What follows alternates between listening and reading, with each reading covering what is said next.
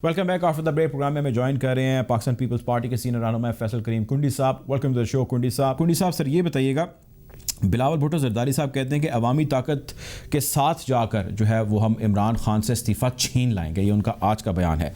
अवाम को वहाँ ले जाकर किस तरह इस्तीफ़ा छीनेंगे, कुछ हमें उसकी डिटेल बताइएगा, क्या करने जा रहे हैं आप? बिस्मिल्लाहिर्रहमानिर्रहीम। देखिए, आज चेयरमैन साहब ने ये बात की है कि वो जो है जिस तरीके से पीडीएम का एक फैसला होगा जिसमें लॉन्ग मार्च होगा और अवाम जो है वो इस्लामाबाद की तरफ मार्च करेगी और हम मजबूर करेंगे इस हुकूमत को कि वो अवाम के इस रैली के सामने जो है वो घुटने टेकें और जो है वो रिज़ाइन करें। तो रिज़ाइन इस्तीफ़ा छीनने का मतलब उनका ये था कि हम एक जमहूरी तरीके से, और ये हुकूमतों में हुआ है, अगर आप देखें जमहूरी तारीखें देखें तो लोगों ने इस्तीफे भी दिए हैं, लोगों ने हुकूमतें भी छोड़ी हैं, मिड टर्म्स इलेक्शन भी हुए हैं, अर्ली इलेक्शंस भी हुए हैं। तो ये चीज़ अभी आप रिसेंटली देखें, यूके में रिसेंटली जो है एक अर्ली इलेक्शन हुआ है, मिड टर्म का अर्ली इलेक्शन हुआ है। तो जमहूरी हुकूमतों में ये चीज़ें होती रहती हैं कि आप मिड टर्म इलेक्शन की तरफ भी जा सकते हैं, अर्ली इलेक्शन की तरफ भी जा सकते हैं। लोग मजबूर होकर रिज़ाइन भी करते हैं जब वो देखते हैं कि अवाम के जो है वो मैंडेट हो चुके हैं। तो ये एक जमहूरी प्रोसेस है जिसके ज़रिए जो है हम इंशाल्लाह आप देखेंगे कि जब अवाम का समंदर इस्लामाबाद में जमा होगा और जब वो हुकूमत को इस्तीफ़ा का मुतालबा करेंगे तो हुकूमत खुद मजबूर होगी कि वो रिज़ाइन करें। जी कुंडी साहब, ये बताइएगा कि आपसे कबल एक हुकूमत थी नवाज शरीफ साहब की, उस हुकूमत के ख़िलाफ़ इमरान खान साहब की हुकूमत ने, जो अभी हुकूमत में है तब उस वक्त की जमात थी अपोजिशन की, उन्होंने एक लॉन्गेस्ट धरना दिया, 126 दिन का धरना हुआ इस्लामाबाद के अंदर, वो बैठे रहे और हम सब ने देखा वो हुकूमत को गिरा नहीं सके। उनमें आप में ऐसा क्या फ़र्क है कि आप लोगों को लेकर वहाँ पे जाएंगे इस सख्त मौसम के अंदर, इस बीमारी के अंदर, इस कोरोना जो फैला हुआ वबा इसके अंदर, और वहाँ बैठेंगे और हुकूमत से इस्तीफ़ा लेके आएंगे? ऐसा क्या करेंगे आप कि जी आपके इस धरने से हुकूमत घर चली जाएगी? देखें, उस वक्त की और इस वक्त की सिचुएशन में बहुत फ़र्क है।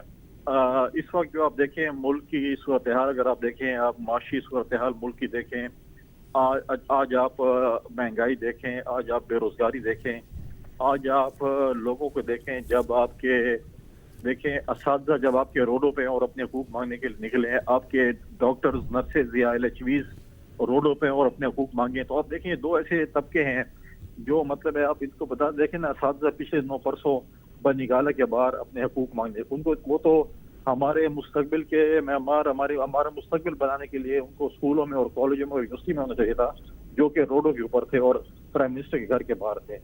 अब आप देखें माशी तौर पर आप लोगों के रोजगार की सूरत हाल देखें, जो महंगाई हो रही है वो देखें, तो ये बहुत सी चीज़ आप देखें, बहुत सी चीज़ें बंद हो गई हैं। अभी आप देखें PIA की सूरत हाल, जो इन्होंने कहा कि हम ठीक करेंगे। आप PIA के न्यूयॉर्क के होटल को अक्टूबर में इन्होंने शट डाउन कर दिया है।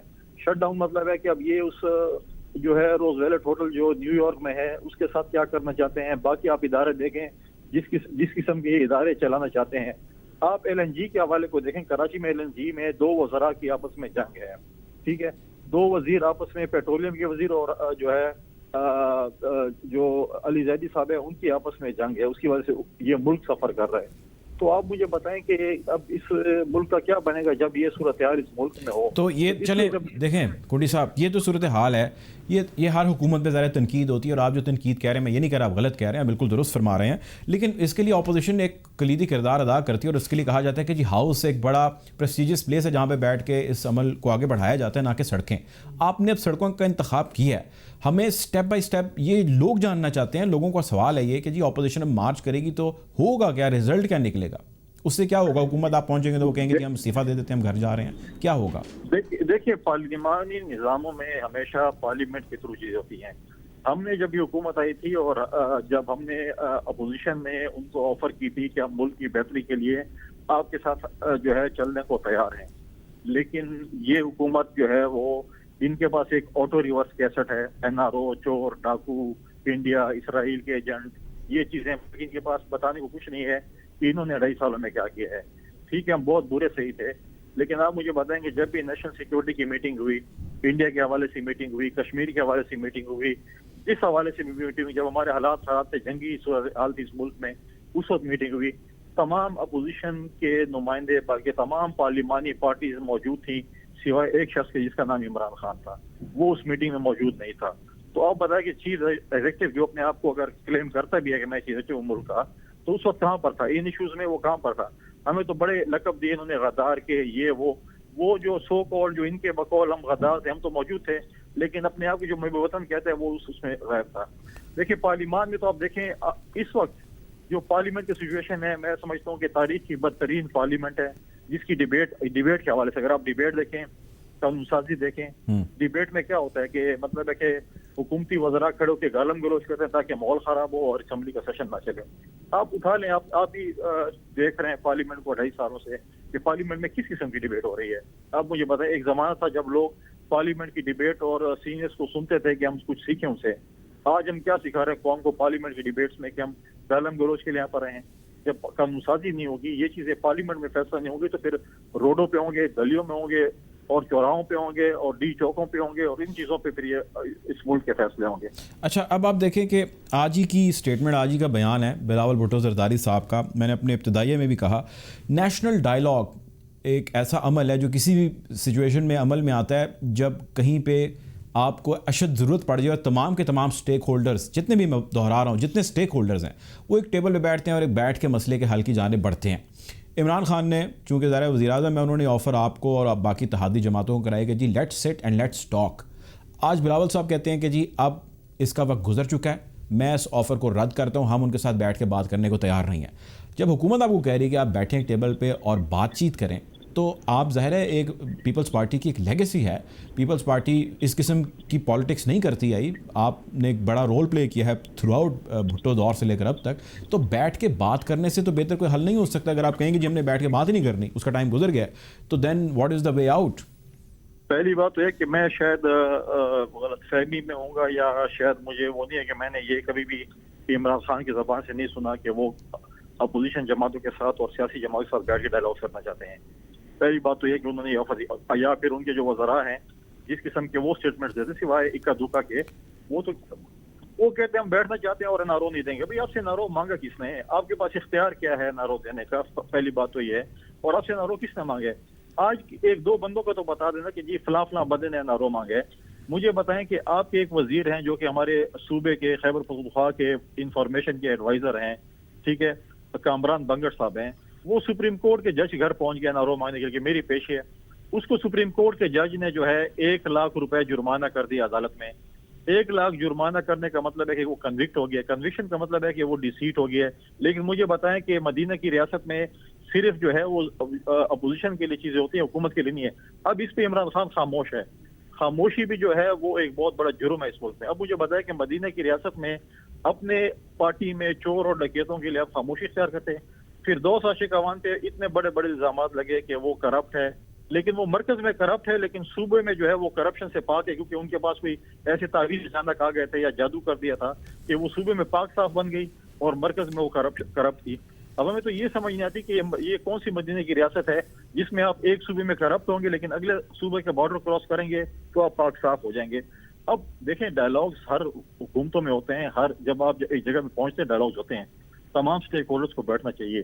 لیکن مجھے بجائے کہ ان کے پاس کون سا وزیر اعظم سے لے کے وزراء تک آپ چلے جائیں، ان میں مجھے سنجیدہ بندہ تو بتائیں جس کے ساتھ بندہ بیٹھ کے ڈائلاگ کرتا ہے. تو کنڈی صاحب بیٹھنا تو پڑے گا نا. اب جو بھی ہیں وہ سنجیدہ ہیں یا غیر سنجیدہ ہیں، وہ حکومت کا حصہ ہیں نا، حکومت ہے. ہم نے اس کا بڑا انتظار کیا.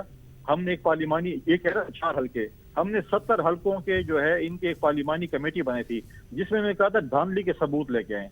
وہ پارلیمانی کمیٹی ایک میٹنگ ہوئی ہے، پرویز خٹک اس کو چیئر کر رہے ہیں. مجھے بتایا پرویز خٹک صاحب آج کہ اس نے کتنی میٹنگز کال کی. اپوزیشن کیا کہ تھک چکی ہے کہ آپ میٹنگ کال کریں، ہم آپ کو ثبوت دیں، لیکن وہ میٹنگ نہیں کال سکا کیونکہ وہ پتہ ہے کہ ان کے حلقوں میں جو ہے دھاندلے ہوئی ہیں. آج آپ ایک حلقے میں دیکھیں جس میں اپنے نادرہ نے یہ رپورٹ دی ہے کہ 60,000 سے زیادہ جو ہے ہیومن ایرر ہوا ہے اور اس میں ووٹ کاسٹ ہوئے ہیں. چلو ہیومن ایرر 1, 5, 10 پہ ہو سکتا ہے، 60-62,000 ہیومن ایرر کے ووٹ ڈالے جائیں تو آپ مجھے بتائیں ہم کس ملک میں؟ یہ کہتے ہیں ہم جو ہیں وہ ترمیم کرنا چاہتے ہیں، اس میں ریفارم. تو سر آپ اس کے لیے کوئی اور لیگل فورم کو کیوں نہیں اڈاپٹ کرتے؟ کوئی سپریم کورٹ کی طرف کیوں نہیں جاتے اگر آپ کی وہ نہیں سنوائی ہو رہی یہاں پہ حکومت کی طرف سے؟ دیکھیے سب سے افسوسناک بات ہوگی کہ پارلیمان کے فیصلے سپریم کورٹ کرے. کبھی ہم نے بھی سپریم کورٹ کے فیصلے پارلیمان میں کیے ہیں یا کس وقت؟ دیکھیں ہم تو یہی کہتے ہیں کہ ہر ادارے کو اپنے جورسڈکشن میں رہ کے کام کرنا چاہیے. اگر سپریم کورٹ نے پارلیمنٹ چلانی ہے تو یہ میں سمجھتا ہوں کہ پاکستان کی تاریخ کی बदतरीन मिसालों की सुप्रीम कोर्ट हमारी जो है वो पार्लियामेंट को चले और हमें डायरेक्शन दे। पार्लियामेंट को अपने डायरेक्शन खुद सेट करने चाहिए, न कि सुप्रीम कोर्ट हमारे डायरेक्शन सेट करे या कोई और इदारा सेट करे। कभी इन इदारों ने किसी और इदारे को भी छोड़ा है कि उनको ठीक करें? कभी भी नहीं हुआ। अच्छा, लेकिन हमेशा जो भी आता है वो सिर्फ पार्लियामेंट। आखिरी सवाल आपसे कुंडी साहब, ये बताएं शिरानी साहब के बयान को कैसा देखते हैं? काफ़ी परेशानी सुना पाई जा रही है पीडीएम के हलकों के अंदर इस बयान के बाद, और 24 को हंगामी मीटिंग कॉल किया एक मौलाना साहब ने अपनी इस मैटर को सारा सेटल करने के लिए। देखें, ये जेयूआई का अंदरूनी मामला, शेरानी साहब ने स्टेटमेंट दी है जेयूआई के। इल्जाम तो पूरे पीडीएम पे लगाया ना उन्होंने सर? सॉरी, इल्जाम उन्होंने पूरी पीडीएम पे लगाया कि सारे अपने मुफाद के लिए इकट्ठे हैं। देखें, अब तो शेरानी साहब कहेंगे ना। जब ये मुझे बताएं कि शेरानी साहब जब माजी में जेयूआई में थे और उस वक्त वो अपनी मफाद के लिए डिक्टेटर के साथ भी मिले, बाकी चीज़ों के साथ भी मिले, दूसरा तो शेरानी साहब ने कोई स्टेटमेंट नहीं दी। आज युद्ध में हुबुल वतनी जाग आई है और उसके जो पीछे से जो रिमोट कंट्रोल है वो जिसके हाथ में, हर किसी को पता है कि किसके हाथ में उनका रिमोट कंट्रोल है, क्योंकि रिमोट कंट्रोल वाले आजकल घूम रहे हैं, बंदे ढूंढ रहे हैं कि हम किसको अपने जो है रिमोट कंट्रोल पे चलाएं। तो उनको शेरानी साहब उनके हाथ पे चढ़ गया। अब ये जेयूआई का अंदरूनी मामला है। तो किसके हाथ में सर रिमोट कंट्रोल, हमें बताएं ना, लोग जानना चाह रहे हैं। लोग, हर किसी को पता है कि एस्टेब्लिशमेंट ही, और कौन है। आप तो नाम नहीं ले सकते, आप तो डरते हैं या आपके प्रोग्राम बंद हो जाए। हम तो ओपनली लेते हैं, क्योंकि ये हुकूमत जिस तरीके से धांधली हुई है, सबको पता है किस तरीके से धांधली हुई है। अगर आप मुझे बताएं कि मिस कॉलों पे और सीटों पे मिनिस्टर मिले और टिकटें मिले और सीटें जीती जाएं, तो फिर कौन समझ सकता है कि इस मुल्क में क्या हो रहा है। ठीक है जी, बहुत शुक्रिया जी। हमारे साथ फैसल करीम कुंडी सूद थे, पाकिस्तान पीपल्स पार्टी के सीनियर रहनुमा। प्रोग्राम में वक्त एक ब्रेक की जाने पड़ते हैं।